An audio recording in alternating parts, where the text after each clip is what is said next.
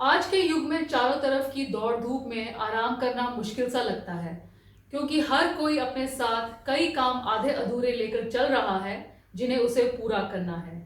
लेकिन हजारों साल पहले परमेश्वर ने हमें एक दिन आराम की आज्ञा तो दी ही, बल्कि उस दिन को पवित्र ठहरा दिया। वो जानते हैं कि हमें आराम की सबसे अधिक जरूरत है, और प्रभु यीशु की बोझ से दबे लोगों के लिए यही बुलाहट भी है। लेकिन आराम के लिए हमें किस प्रकार मेहनत करें, आज हम इसी विषय पर बात करेंगे। शुरू करते हैं परमेश्वर के वचन से। आज का वचन हमने इब्रानियों की पुस्तक उसका चौथा अध्याय उसकी पहली आयत से आगे लिया है।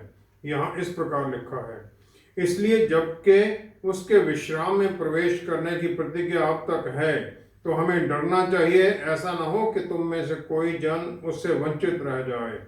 क्योंकि हमें उन्हीं की तरह सुसमाचार सुनाया गया है, पर सुने हुए वचन से उन्हें कुछ लाभ न हुआ, क्योंकि सुनने वालों के मन में विश्वास के साथ नहीं बैठा। परंतु हम जिन्होंने विश्वास किया है उस विश्राम में प्रवेश करते हैं, जैसा उसने कहा, मैंने अपने क्रोध में शपथ खाई कि वे मेरे विश्राम में प्रवेश करने ना पाएंगे। यद्यपि जगत की उत्पत्ति के समय से उसके काम पूरे हो चुके थे, क्योंकि सातवें दिन के विषय में उसने कहीं यूं कहा है, परमेश्वर ने सातवें दिन अपने सब कामों को निपटा करके विश्राम किया। और इस जगह फिर ये कहता है, वे मेरे विश्वास में प्रवेश ना करने पाएंगे। तो जब ये बात बाकी है कि कितने और हैं जो इस विश्राम में प्रवेश करें, और जिन्हें उसका सुसमाचार पहले सुनाया गया उन्होंने आज्ञा ना मानने के कारण उसमें प्रवेश ना किया। इसलिए वह किसी विशेष दिन को ठहराकर इतने दिन के बाद दाऊद की पुस्तक में उसे आज का दिन कहता है, जैसे पहले कहा गया, यदि आज तुम उसका शब्द सुनो तो अपने मनों को कठोर ना करो, क्योंकि यदि यहोशू उन्हें विश्राम में प्रवेश करा लेता तो उसके बाद दूसरे दिन की चर्चा ना होती। अतः जान लो कि परमेश्वर के लोगों के लिए सबत का विश्राम बाकी है, क्योंकि जिसने उसके विश्राम में प्रवेश किया है उसने भी परमेश्वर के समान अपने कामों को पूरा करके विश्राम किया है। अतः हम उस विश्राम में प्रवेश करने का प्रयत्न करें, ऐसा न हो कि कोई जन उनके समान आज्ञा ना मानकर गिर पड़े। परमेश्वर के वचन को पढ़े और सुने जाने से आशीष हो। आमीन। सबत रेस्ट या प्रभु यीशु की रेस्ट में क्या अंतर है? यूहन्ना 4:24 में प्रभु यीशु कहते हैं, परमेश्वर आत्मा है। और उत्पत्ति पहला अध्याय और पहली 2 आयत में जब परमेश्वर ने धरती को देखा तो वो अंधेरे से ढकी हुई थी, विदाउट फॉर्म एंड वॉइड, खाली थी, कोई उसकी शक्ल नहीं, पानी ऊपर था चारों तरफ। और उस केओस में परमेश्वर ने देखा धरती की वो पोटेंशियल के इसके द्वारा किस प्रकार अद्भुत काम किए जा सकते हैं। वही पवित्र आत्मा जो उस समय पानियों पर मंडरा रहे थे, वही परमेश्वर ने हमें दे दिए, ताकि उनके बल, प्यार और आत्म संयम में हम चलें। उत्पत्ति 2 अध्याय तीसरी आयत में परमेश्वर ने अपना काम 7वें दिन पूरा किया, उसे आशीष दी और उसे पवित्र ठहराया और अपने सब कामों से विश्राम किया। परमेश्वर ने 7 दिन का हफ्ता निश्चित किया, और इसको चेंज करने के लिए जितने भी अटेम्प्ट किए गए वो सब फेल हुए। पहले 10 दिन का हफ्ता एक जगह पर चलाया गया था, लेकिन वो फेल हो गया। भजन संहिता 121:4 में जो बनाने वाले, रचना करने वाले परमेश्वर हमें जो संभालते हैं वो ना सोते हैं और ना ऊँघते हैं, क्योंकि उनमें हर चीज स्थिर रहती है और वो कभी थकते भी नहीं हैं। परमेश्वर ने 7वें दिन को आशीष दी और उसे पवित्र ठहरा दिया, और ये उनकी तरफ से इंसान के लिए एक गिफ्ट है, आशीष है, ताकि उस दिन हम आराम करें और अपने आप को दोबारा बल पाएं। जो प्रभु यीशु का संपूर्ण किया गया काम जो सलीब के ऊपर था पूरा हुआ, उसने विश्वासियों के लिए भी एक नया सबत का दिन शुरू कर दिया। इब्रानियों की पुस्तक 4 अध्याय जो 11वीं आयत अभी हमने पढ़ी थी, उससे हमें ये कह दिया गया है कि हम उस विश्राम, प्रभु यीशु के विश्राम में जाएं, कहीं ये ना हो कि हम उससे वंचित रह जाएं।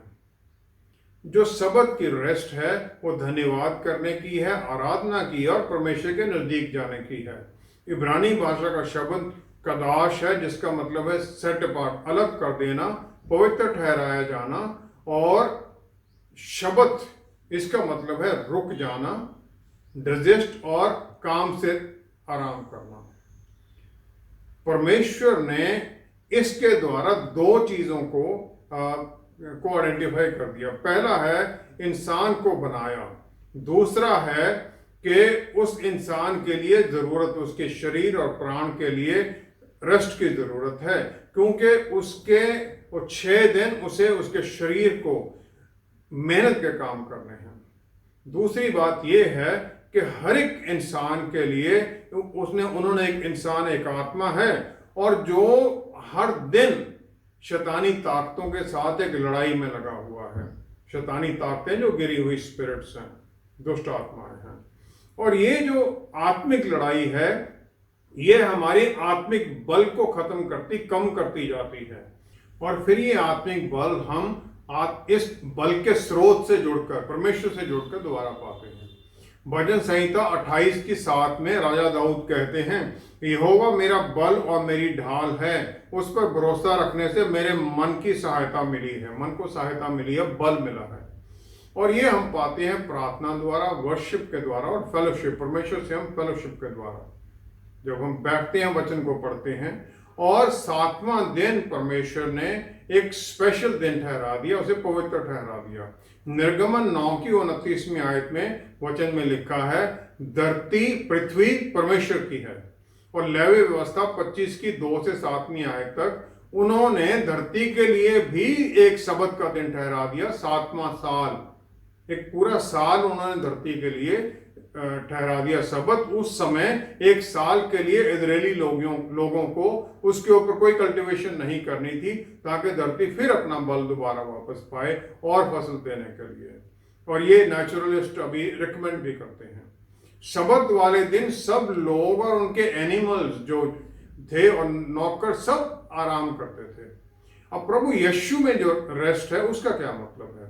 उत्पत्ति 2 आयत में अगर हम देखें, परमेश्वर ने सब कुछ बनाने के बाद में उसे देखा और कह दिया बहुत अच्छा है, और उसके बाद में उन्होंने आराम किया। यूहन्ना 19:28-30 आयत में अगर हम देखें, वहां लिखा है, प्रभु यीशु ने सलीब पर जब ये देखा कि सब कुछ पूरा हुआ है, सब कुछ काम पूरा हो गया है और वचन सब पूरे हो गए हैं, the scripture has been fulfilled, तब उन्होंने कहा इट इज फिनिश्ड, पूरा हुआ।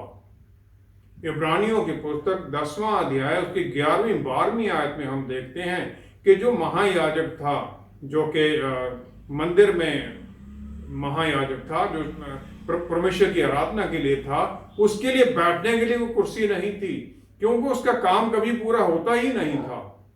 जो कुर्बानियां हैं वो सदा के लिए पाप ले जा ही नहीं सकती हैं, लेकिन हमारे जो महायाजक स्वर्ग में है प्रभु यीशु, जब उन्होंने वो पूरा हुआ कह दिया, अपनी एक कुर्बानी दे दी, पाप को सदा के लिए खत्म कर दिया और पिता परमेश्वर के दाहिनी हाथ जा बैठे। दाहिनी जो हाथ है वो अथॉरिटी और पावर की जगह है, जो प्रभु यीशु ने वहां पाई। जो यूहन्ना 17:5 में उन्होंने यहां प्रार्थना की थी धरती पर परमेश्वर से कि जो महिमा मेरी इस दुनिया में कुछ भी होने से पहले थी, मुझे वो वापस दीजिए आप। वो परमेश्वर का पुत्र है, परमेश्वर है, और फिर उसी महिमा में वापस जाते हैं। प्रेरितों की पुस्तक 7वां अध्याय 55 और 56 आयत में स्टीफन जो पहले मार्टर हैं, वो देखते हैं परमेश्वर की महिमा, स्वर्ग खुला हुआ और प्रभु यीशु को परमेश्वर के दाहिनी तरफ खड़े हुए देखते हैं। प्रभु यीशु का खड़ा होना उस पहले मार्टर को अपनी हजूरी में वेलकम करने के लिए प्रभु यीशु खड़े हो जाते हैं। पहला कुरिन्थियों 15वां अध्याय 50वीं आयत में हम जो ये राज्य है ये शरीर फ्लश और ब्लड में नहीं पाते हैं, बल्कि आत्मा में पाते हैं। स्वर्ग राज्य हम आत्मा के द्वारा प्राप्त करते हैं, आत्मा में ही प्राप्त करते हैं। प्रेरितों की पुस्तक 6वां अध्याय 8वीं आयत में, वही स्टीफन जब विश्वास और बल से भरा हुआ था तो उसने अद्भुत चिन्हों और चमत्कारों के द्वारा लोगों को वचन सुनाया। अफसियों की पुस्तक 1 अध्याय 3 आयत में, परमेश्वर ने हर तरह की आत्मिक आशीषों से हमें भर दिया है स्वर्गीय स्थानों में, क्योंकि हमें प्रभु यीशु के साथ बिठाया गया वहां पर। और इन आत्मिक आशीषों के साथ फिर हम जो प्रभु यीशु में वो आराम है उसे हम सिर्फ समझ ही नहीं सकते बल्कि उसे पा भी सकते हैं। प्रभु यीशु की जो ये रेस्ट है, ये विश्वास में पापों से मुक्ति पाना, फॉरगिवनेस पाना है, पर पिता परमेश्वर के सामने अपनी आराधना के लिए जाने की एक्सेस पाना है प्रभु यीशु के द्वारा, और फिर उनके द्वारा शरीर की और प्राण की हर तरह की बीमारी से छुटकारा पाना है, और फिर पवित्र आत्मा परमेश्वर द्वारा बल से भरे जाना और आत्मा के गिफ्ट्स के द्वारा भरे जाना है। ये सब उस रेस्ट में शामिल है। यूहन्ना 10:10 में प्रभु यीशु कहते हैं, चोर जो शैतान है वो चोर आता है चोर बनकर हमारे विश्वास का जो सिस्टम है प्रभु यीशु में उसे खत्म करने के लिए और चुराने के लिए वो इनहेरिटेंस जो हमें प्रभु यीशु में मिली है। इनहेरिटेंस क्या है? वो बहुतायत का जीवन। यशायाह नबी की पुस्तक उसका 40वां अध्याय 31वीं आयत में परमेश्वर का वायदा है कि जो विश्वास करते हैं उनके ऊपर वो नया बल पाएंगे और फिर वो उकाब की तरह पंखों पर उड़ेंगे। वो दौड़ेंगे, थकित नहीं होंगे, वो चलेंगे और दे शैल वॉक एंड नॉट फेंट। उकाब की तरह उड़ना, नई ऊंचाइयां पाना। जो एक उकाब है, जो ईगल है, वो अपने बच्चे को ट्रेन करती है, अपने पंखों पर उसे बिठाकर ऊपर उड़ जाती है और फिर उसके नीचे से निकल जाती है ताकि बच्चा उसमें अपना पंख चलाकर उड़ना सीखे। जब वो गिरने लगता है फिर उसके नीचे आकर उसके संभालती है, फिर ऊपर लेके जाती है, और ये ट्रेनिंग चलती रहती जब तक उसे यकीन नहीं हो जाता है कि वो बच्चा पूरी तरह से सक्षम हो गया है वो एक ईगल की तरह उड़ने के लिए। परमेश्वर भी इसी प्रकार हमें ऊंचाइयों पर लेके जाते हैं ताकि हमें ट्रेन करें, ताकि हम अनइमेजिनेबल काम कर सकें उनकी शक्ति में, और उनके रेस्ट में फिर हम बने रहें, उनके रेस्ट की तैयारी करते रहें, आज्ञाकारिता में चलते रहें। लेकिन हम स्ट्रगल करते हैं और जो परमेश्वर की आशीष जो है उससे हम परे होने लग जाते हैं, और फिर हम अपने एफर्ट में लग जाते हैं, अपने ही कामों में लग जाते हैं, और जो उनकी आशीष है वो आत्मिक है, शारीरिक है, सामाजिक है, धन दौलत की आशीष है, उससे जो परमेश्वर ने हमें देनी है उससे हम वंचित रह जाते हैं। तो हमें इसके लिए भी स्ट्रगल करना पड़ता है ताकि हम बने रहें, ताकि शैतान हमें उस रेस्ट से परे ना कर सके। यही लेबर करना है, इसी में वो रेस्ट में हम घुसते हैं। हमारे लिए प्रभु यीशु की रेस्ट में दाखिल होना इतना मुश्किल क्यों है? हबक्कुक नबी की पुस्तक उसका 2 अध्याय उसकी 4 आयत में लिखा है, देख उसका मन फूला हुआ है, उसका मन सीधा नहीं है, परंतु धर्मी अपने विश्वास के द्वारा जीवित रहेगा। परमेश्वर ने इसमें 2 बातें कही हैं जो कि हमारे अपने धार्मिक जीवन के बारे में है। पहला ये है कि जो प्राउड है उसका मन फूला हुआ है, उसका मन सीधा नहीं है। और यहाँ जो इब्रानी भाषा का शब्द है अफाल, उसका मतलब वही जो अभी पढ़ा हमने, फूला हुआ या प्राउड हो जाना। और दूसरा शब्द है यशार, जिसका मतलब है स्मूथ, बिल्कुल अपराइट, सीधा रहने, और एग्रीएबल, परमेश्वर के वचन की आज्ञाकारिता में चलने वाला। जो प्राउड इंसान है वो फूला हुआ अपने ही बल में चलने के लिए है, और फिर वो परमेश्वर की सहायता के लिए कोई जगह नहीं छोड़ता है, वो चाहता ही नहीं, अपने ही बल में सब कुछ करना चाहता है, और ना ही फिर वो परमेश्वर के वचन या उन दूसरों जो परमेश्वर ने रास्ते सेटल किए उनमें चलना चाहता है, ना फिर वो किसी की हेल्प या गाइडेंस लेना चाहता है। दूसरा जो धर्मी है सदिक, वो जो जन है वो आज्ञाकारिता में चलना चाहता है और विश्वास में चलता है। जो पिता परमेश्वर स्वर्गीय आशीषें देने वाले हैं उनके ऊपर आधारित रहता है, इस दुनिया पर आधारित नहीं रहता है। वो इस दुनिया के ज्ञान में, जो कि वो अदन बाग में वो फॉरबिड, जो वर्जित पेड़ का फल खाने से हुआ था, उस ज्ञान में नहीं चलना चाहता है वो। रोमियो की पुस्तक 12वां अध्याय 1 और 2 आयत में पौलुस रसूल हर विश्वासी को कहते हैं कि अपने शरीर को एक जीवती सैक्रिफाइस परमेश्वर के सामने पेश करो, ताकि तुम इस दुनिया के अधीन नहीं, बल्कि तुम्हारा मन बदलता जाए परमेश्वर की आशीषों के अनुसार, उसके वचन के अनुसार, और फिर जो उनकी अच्छी और भली सही इच्छा है वो हमारे जीवन में प्रकट हो। और जो कि इच्छा प्रभु यीशु के आने के द्वारा और शरीर के ऊपर उनकी कुर्बानी के द्वारा हमारे सामने रखी गई और हमें दी गई है। और ये जो बदलाव है, ये एक लड़ाई है जो कि इस दुनिया की ज्ञान, जो कि 5 सेंसेस के द्वारा आता है, और स्वर्गीय ज्ञान जो है, स्वर्ग राज्य का ज्ञान है जो आत्मिक है, इसके बीच में है। शैतान हमें इस दुनिया के जो ज्ञान है, जो दिखाई देता है, इसी में ही हमें फंसाए रखना चाहता है, और वो हमें भटकाना चाहता है उस पूरे किए गए काम से जो प्रभु यीशु ने कर दिया है।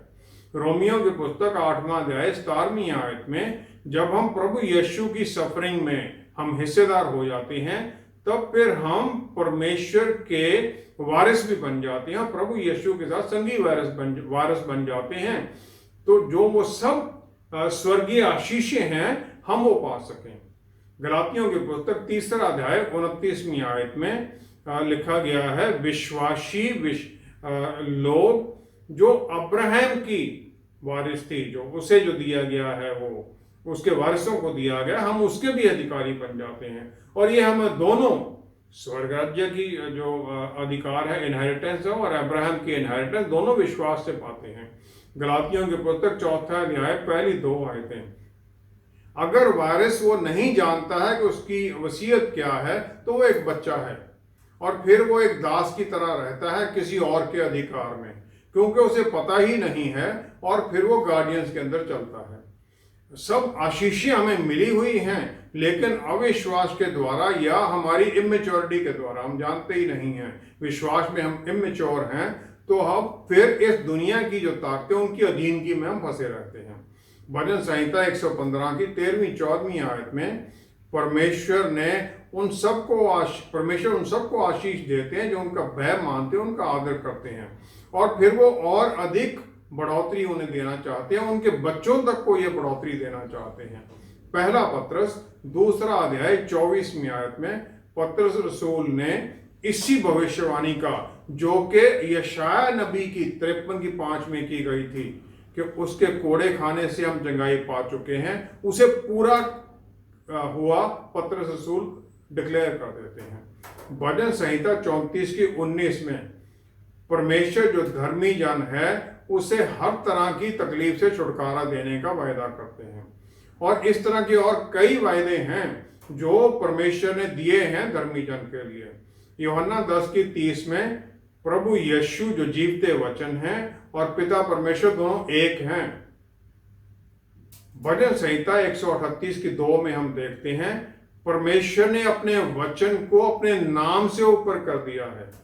भजन संहिता 119 में 89 और 90 जो 2 आयत हैं, उसमें जो परमेश्वर का वचन है ये स्वर्ग में निश्चित कर दिया गया है, और ये इसका पूरा होना भी स्वर्ग में निश्चित कर दिया गया है। यशाया नबी 55 अध्याय 10वीं और 11वीं आयत में अगर हम देखते हैं, परमेश्वर कहते हैं मेरा वचन मेरे पास खाली वापस नहीं आएगा, बल्कि वो पूरा करेगा जिसके लिए उसे भेजा जाता है। जो ही हम कोई प्रकाशन पाते हैं वचन के द्वारा किसी भी बात के लिए, किसी भी इशू के लिए जो हमें परेशान कर रहा है, तो हमें उसे अधिकार में लेकर उसको प्रोक्लेम करना है, ताकि हम उसकी आशीष पा सकें। शैतान हमें इससे दूर करना चाहता है। जो बीमारी दिखाकर और जो मेडिकल रिपोर्ट है वो दिखाता रहता है, हमें वचन से दूर कर देता है कि हम तो चंगाई पा चुके हैं। जो कमी घटी है वो जो हमारे पास बैंक के नोटिस आते हैं वो दिखाता रहता है, वही याद कराता है, हमें उस वायदे से दूर कर देता है। परमेश्वर हमें बहुतायत देना चाहते हैं। शैतान अपने कामों में पूरी तरह से परसिस्टेंट है, लगा रहता है, और ताकि हमारा जो रिजॉल्व है उसे तोड़ सके। और इसका एक ही तरीका है कि हम परमेश्वर के जो वचन हैं पवित्र आत्मा द्वारा अपने मनों में लिख लें, फिर बार बार हम उसे दोहराते रहें, और फिर ये हमारी इच्छाओं का और हमारी इच्छा विल का एक हिस्सा बन जाए, ताकि जो भी शैतान बोलता है उसको हम पे काट सकें। और ये हम हर विचार को प्रभु यीशु की अधीनगी में लाने से करते हैं वचन के द्वारा, और आम तौर पर फिर हम पीछे गिरने लग जाते हैं, क्योंकि हम शैतान तो लगा ही रहता है। कुछ देर बाद हमारे मन में ये आने लग जाता है शायद जो विचार आ रहे हैं शायद ये सही हैं। असल में हमारे विचार इस प्रकार हैं जैसे ऊपर में पक्षी उड़ रहे हैं। हम किसी भी पक्षी को अपने सर पर घोंसला बनाने नहीं देते। यही है कि हम उन विचारों को भी अपने मन के अंदर कोई गढ़ ना बनाने दें, और शैतान को अपने मन के ऊपर अधिकार ना करने दें, और हर विचार को फिर हम आज्ञाकारिता में प्रभु यीशु के अधीनगी में ले आए, जो कि दूसरा कुरिन्थियों 10वें अध्याय की 5वीं आयत में लिखा है।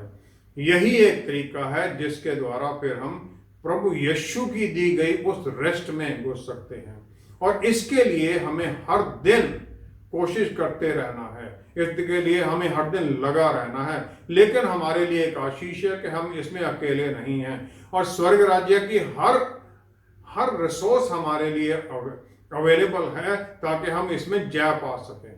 हर तरह की आशीष हमारे लिए अवेलेबल है, ताकि हम इसमें जीत में चलें। प्रभु यीशु के पूरे किए गए काम में आराम पाने के लिए हमें क्या करना होगा ताकि हम परमेश्वर के उन सब वादों की आशीष भी पा सकें? हमें सबसे पहले तो ये समझना है कि ये आत्मिक बातें हैं, शारीरिक नहीं है। शैतान हमें शारीरिक बातों में उलझा के रखना चाहता है, और फिर हमें फोकस लगाना है परमेश्वर के ऊपर, उनके साथ एक नजदीकी रिश्ते में और विश्वास में जुड़ना है। ये कोई मेरी टास्क लिस्ट है उसे पूरा करना नहीं है। दूसरा विश्वास का है, और फिर विश्वास में वो सब चीजों को पाने के लिए तैयारी में रहना है। इसमें कोई अर्न नहीं करना है, उनका अनुग्रह है, अपने एफर्ट से परे हटने में है ये। तीसरा है ये एक आर्ट है जिसे मुझे डेलिबरेटली पूरे ध्यान से प्रैक्टिस करते रहना है, अपनी भावनाओं और इच्छाओं से परे हटना है और नए सिरे से हर दिन शुरू करना है। चौथा ये प्राण के अंदर स्थिरता लाना है, और फिर परमेश्वर में आनंद पाने के बारे में है, और ये परमेश्वर की बातों से छुपने में नहीं है, क्योंकि वो सब कुछ जानते, ना हम उनसे कुछ छुपा सकते हैं। राजा दाऊद और जो नबी थे उन्होंने सबने अपना मन परमेश्वर के सामने खोल के रख देते थे। वो भजन संहिता 13 में पहली दूसरी आयत में हम देखते हैं, राजा दाऊद कहते हैं, कितनी देर परमेश्वर, हाउ लॉन्ग लॉर्ड, क्या मुझे आप सदा के लिए भूल जाएंगे? प्रभु यीशु ने भी दाऊद की वही जो पुकार थी भजन संहिता 22 की पहली में, वो सलीब के ऊपर कह दी, मेरे परमेश्वर आपने मुझे क्यों छोड़ दिया है। जो लेबर है वो उसमें प्रवेश करना परमेश्वर की आराम में, और फिर अपनी पूरी जो मन की गहराई की बातें उनके सामने खोल कर रख देना है। परमेश्वर के सामने हम कोई ड्रेस डाउन प्रेयर नहीं कर सकते। हम चाहते हैं अच्छी बातें बोले, नहीं, अच्छी नहीं, जो मन में है वो उनके सामने जाहिर करें। मैं चाहे जो मेरे चारों तरफ सिचुएशन है उससे मैं चाहे कुछ भी उससे मेरी परेशानी बनी रहे, लेकिन मैं 7 चीजों के ऊपर फोकस करके रखूंगा। पहला, मैं परमेश्वर में आनंद में रहूंगा, और ये हम करते हैं कभी कभी बीच में सब काम छोड़कर go into a retreat. Roman Catholic लोग ये करते हैं, एक दिन के लिए, एक महीने के लिए, एक हफ्ते के लिए चले जाते हैं परमेश्वर के साथ, वहां पर वचन के ऊपर ध्यान लगाना, जस्ट परमेश्वर के साथ जुड़ना। भजन संहिता 46 की 10 में आज्ञा है, स्थिर रहो और जानो मैं परमेश्वर हूं। ये रिट्रीट में जाकर यही जानना है, और फिर परमेश्वर ने जो पुराने काम मेरे जीवन में किए उन्हें याद करना, उनके लिए धन्यवाद करना। दूसरा है परमेश्वर का प्यार जो मेरे लिए, उसके ऊपर अपना ध्यान लगाए रहना, उस पर अवेयर रहना। मैं परमेश्वर का चुना हुआ हूं, एक रॉयल प्रीस्ट, परमेश्वर की हर आशीष मुझे मिली हुई है, और ये अनुग्रह है उनका। रोमियो की पुस्तक 5वां अध्याय 8वीं आयत में मुझे याद रखना है कि परमेश्वर के पुत्र मेरे लिए कुर्बान हो गए, हालांकि मैं पाप में डूबा हुआ था। तीसरा है उनकी मौजूदगी को महसूस करना, उन्हें बने रहना। ये चाहे मुझे महसूस हो चाहे ना हो, इस वायदे में मैं बना रहूं कि वो मेरे साथ हैं। पवित्र आत्मा परमेश्वर जो मेरे कंफर्टर हैं, मुझे बल देते हैं, परमेश्वर के प्यार से भरते हैं। इब्रानियों की पुस्तक 12वां अध्याय पहली ही आयत में लिखा गया है कि हम चारों तरफ हमारे एक विश्वास के जो विटनेसेस हैं उनके बादल से घिरे हुए हैं, जो हमें हर पल चीयर करते हैं। गेहाजी जो एलाइशा का सर्वेंट था, वो देख नहीं सका स्वर्गदूतों को और अग्नि में रथों को जब तक उसकी आंखें नहीं खोली गई। हमें भी ये दिखाई नहीं देंगे, लेकिन ये हैं और हमें इनमें विश्वास रखना है। चौथा है मुझे अपनी इच्छा परमेश्वर की इच्छा की अधीनगी में कर देनी है। पहला कुरिन्थियों 2 अध्याय 9वीं आयत में लिखा है, जो पौलुस रसूल ने कहा कि किसी आंख ने देखा नहीं, किसी कान ने सुना नहीं, किसी के मन में ये बात नहीं आई है जो परमेश्वर से प्यार करते हैं, जो उनके लिए उसने सजो रखा है। मेरी जो लड़ाई है वो अपने आप में नहीं है। जितना मैं परमेश्वर की इच्छा से दूर होता जाऊंगा, उतनी मैं उनकी आशीषों से भी दूर होता जाऊंगा। पांचवा है परमेश्वर की फेथफुलनेस पर ध्यान लगाए रहना। भजन संहिता 77 की पहली और 11वीं आयत में लिखा है कि मैंने परमेश्वर को पुकारा और उन्होंने मेरी आवाज पर अपना कान धर दिया। व्यवस्था विवरण 4 की 9वीं आयत में मूसा ने इजरायलियों को बोला कि भूलना मत जो परमेश्वर ने तुम्हारे लिए चमत्कार किए हैं, अपने बच्चों को और उनके बच्चों तक को ये बताना। छठा है विश्वास, आशा रखना। हम आशा करें कि हमारे लिए चमत्कार होंगे, तभी तो वो होंगे। इब्रानी भाषा का शब्द है टिकवा, जिसका मतलब है विश्वास या एक रस्सी के साथ बांध लेना। विश्वास पैसिव नहीं है, ये है एक्टिव, कि परमेश्वर के साथ, उनके वायदों के साथ मैं अपने आप को बांध लूं। और पहला शमूएल 30th चैप्टर पहली 9 आयत में दाऊद को जिकलाग के उसके कैंप के ऊपर अमालकी हमला करके उसका सब कुछ लूट के ले जाते हैं। उसके साथी उसे पत्थर मारना चाहते हैं, लेकिन 6वीं आयत में जो उसके साथी उसे मारना चाहते हैं, लेकिन वो अब्याथार को बुला लेता है जो कि याजक है, और वो परमेश्वर से पूछना चाहता है मैं आगे क्या करूं। उसका विश्वास है परमेश्वर के ऊपर। 7वां है मुझे अपना मन स्वर्ग की बातों पर लगाए रखना है। फिलिपियों 3 की 20वीं आयत में लिखा है हम स्वर्ग राज्य के अधिकारी हैं और हमारी आशीष भी वहीं से आती है। मुझे हर पल जो धरती पर मेरे इंटरसेसर है पवित्र आत्मा परमेश्वर, उनकी अधीनगी में बना रहना है, जबकि अपना मन लगाए रखना है परमेश्वर प्रभु यीशु के ऊपर, जो कि स्वर्ग में मेरे इंटरसेसर हैं। इब्रानी भाषा की 4 अध्याय, इब्रानी पुस्तक 4 अध्याय पहली आयत में लिखा है कौशन है हमें कहीं हम इस जो रेस्ट है उसे बाहर ना निकल जाएं। यही हमारे लिए जरूरी है कि हम लगे रहें, कहीं हम उस रेस्ट से बाहर ना निकल जाएं। भजन संहिता 23 की 4 में राजा दाऊद कह देता है कि चाहे मैं उस मौत की साए वाली वादी में से गुजरूं, लेकिन मेरे मन में डर नहीं है, क्योंकि आप मेरे साथ हैं। उनका रॉड और उनका स्टाफ वो हमें आशीष, वो कहता है उससे मुझे बल मिलता है। मुझे बल मिलता है परमेश्वर के इस वायदे में कि वो मेरे साथ हैं और मैं अकेला नहीं लड़ रहा हूं। इसी में मैं रेस्ट में चलता हूं। आइए हम प्रार्थना करें।